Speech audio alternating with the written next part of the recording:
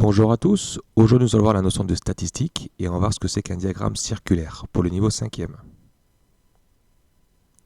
Alors on va faire un exemple. Donc on a demandé aux 30 élèves de dire donc la couleur de leurs yeux. Alors on a représenté donc les valeurs dans un tableau avec les effectifs, donc les couleurs marron, vert, bleu, noir, donc on a 30 élèves.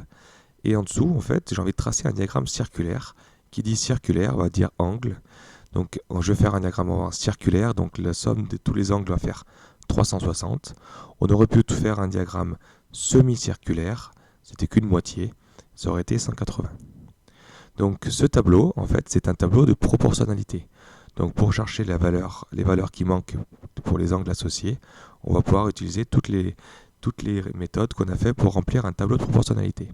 Donc moi je vais utiliser ici la notion de coefficient de proportionnalité, donc je vais chercher cette valeur-là. Je vais faire 360 divisé par 30 qui fait 12, donc x 12. Après, si vous préférez, vous pouvez faire un produit en croix. Donc pour trouver l'angle qui correspond à la couleur marron, je vais faire 10 x 12, 120. Pour vert, 5 x 12, 60. Pour bleu, 8 x 12, 96. Et 7 x 12, 84.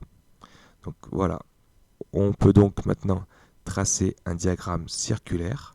Donc on trace un cercle, on trouve le centre et on trace un premier rayon.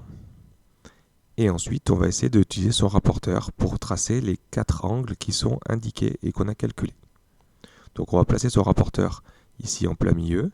Et le premier angle que je vais commencer, on va commencer par marron, pourquoi pas, et puis c'est le plus grand. On va faire 120. On fait un petit trait et on trace. Etc. Donc ensuite, on repart du trait noir qu'on a tracé et on fait le tour 60. Ensuite, 96. Et le dernier qui reste, normalement, il fait 84. On peut donc dire, la première partie, c'est marron, vert, bleu et noir. Après, ce qui est intéressant, c'est de le colorier de la façon suivante.